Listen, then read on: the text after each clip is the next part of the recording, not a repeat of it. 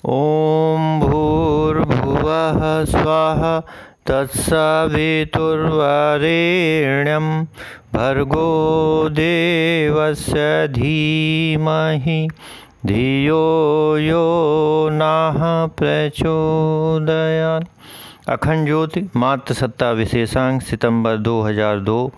आज का पाठ है विशिष्ट वर्ष में अवतरित हुई महाशक्ति।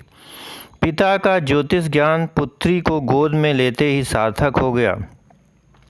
उन्होंने कन्या के जन्म मुहूर्त पर मन ही मन विचार किया। होरा लग्न ग्रहों की युति और उनकी भाव दशा के बारे में गणनाएं की और उनके चेहरे पर प्रसन्नता की रेखाएं झिलमिला उठीं।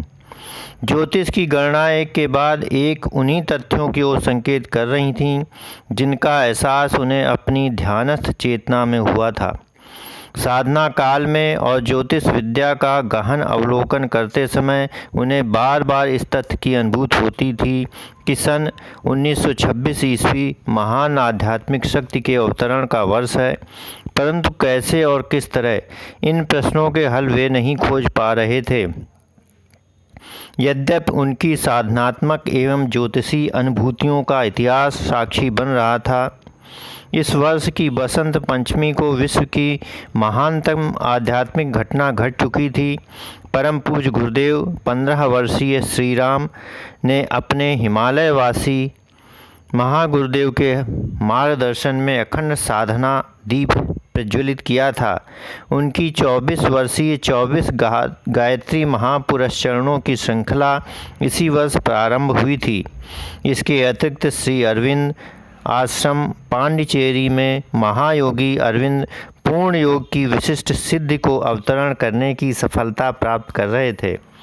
इस वर्ष के अंतिम महीनों में ही अति मानसिक चेतना धरती पर अवतरित हुई थी और महायोगी अरविंद अति मानसिक चेतना के अवतरण के लिए परिपूर्ण एकांत में चले गए थे।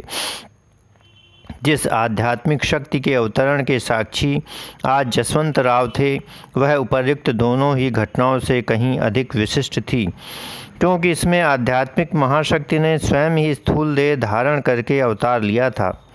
आदि माता स्वयं ही अपनी लीला भूमि में आविर्भूत हुई थीं। नील गगन में सूर्यदेव बड़े ही सुखद आश्चर्य से इस दृश्य को निहार रहे थे। उन्हें अपनी शत सहस्र किरणों से सद्या अवतरित जगदम्बा के अर्चन वंदन का सौभाग्य प्राप्त हो रहा था। समूचे वातावरण में आज एक स्निग्ध शांति, शीतलता और मधुर सुवास व्याप्त हो रही थी। धरती का यह छोटा सा कोना तीर्थ भूमि बन गया था। यहाँ एक ही पल में अनेक परिवर्तन घटित हो गए थे। जसवंत राव की भाव भूमि अपवर्तित रही थी। वह तो बस सुरभि भरी कुसुम कलिका की भांति कमनी कांति को बिखेरती अपनी कन्या को गोद में लिए बस देखे जा रहे थे। यदि पड़ोस की महिला उन्हें न टूकती तो वह न जाने कब तक यूं ही खोए रहते। ऐसा क्या है इस लड़की में जो तब से देखे जा रहे हैं? उसके इस तरह पूछने पर उनकी भाव समाधि भंग हुई और वे बड़े ही हर्षित स्वर में बोले, यह लड़की बहुत ही भाग्यवती है। यह हजारों हजार लोगों को भरपेट खाना खिलाएगी। फिर थोड़ी देर में कुछ सोचते हुए कहने लगे, यह तो सभी के भाग्य को बनाने वाली भगवती है। पड़ोस की महिला को उनकी ये गूढ़ बातें कुछ भी समझ में न आईं। वह तो बस लोक प्रचलन के अनुसार इतना भर जानती थी कि लड़का होना अच्छा होता है और लड़की होना बुरा। उसे समझ में ही नहीं आ रहा था कि जसवंत राव घर में लड़की होने पर इतना खुश क्यों हो रहे हैं। उनकी बातों से उसे केवल इतना समझ में आया कि उन्होंने अपनी पुत्री का नाम भगवती रखा है। उसने कन्या को उनकी गोद से लेकर लेडी लायल अस्पताल के कक्ष में विश्राम कर रही माँ के पास लिटा दिया। इस नाम के स्वर कन्या की माँ के कानों में भी पड़े। उन्होंने बड़े ही लाड़ से अपनी बेटी को निहारा। सदा हंसमुख लीला चंचल उस नन्ही सी बालिका के सस्मित नेत्रों में जैसे कोई सम्मोहनी शक्ति थी, जिसे देखकर वह बरबस सोचने लगीं, आहा कितनी सुंदर आँखें हैं, मानो देवी के नेत्र हैं।